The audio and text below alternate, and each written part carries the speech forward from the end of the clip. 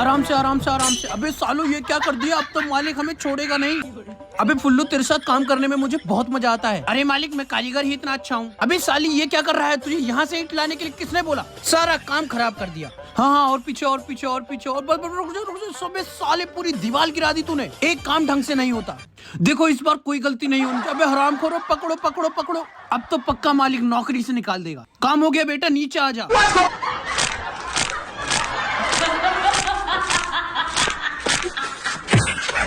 अरे हरामखोर मेरी उंगलियों का तो भरता बन गया। चलो ना पापा, तुम तो फालतू में टेंशन ले रहे हो।